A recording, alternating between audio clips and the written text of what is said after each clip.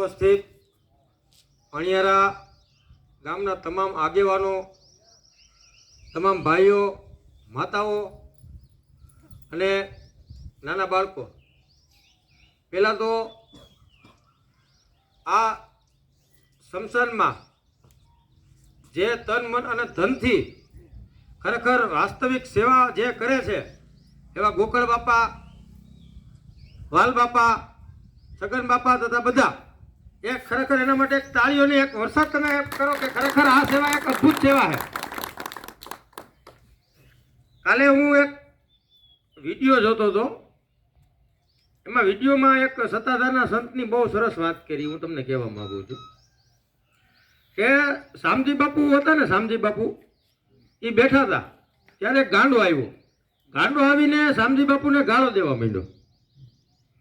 એટલે શામજી બાપુના જે ભક્તો હોય ને વાલ બાપા, એ ગાંડાને પકડી લીધો અને ગાંડાને કહે કે તું શામજી બાપાનું ગારું દે છો, અમારે તને મારવો છે. એટલે શામજી બાપુએ એવું કીધું, ભાઈ ભાઈ તમે એને મૂકી દો પકડોમાં. એટલે ભક્તો કે શામજી બાપુ તમને ગાળું દે છે અને અમારે એને મૂકી દેવો. જો ભાઈ, ભગવાને એને જે દીધું એ મને દે અને મને ભગવાને જે દીધું એ આપણે એને દેવાનું. અહીંયાથી આવે ને વંદન જ કરવાનું હોય કે આ ગીગા પીરની ભૂમિ છે.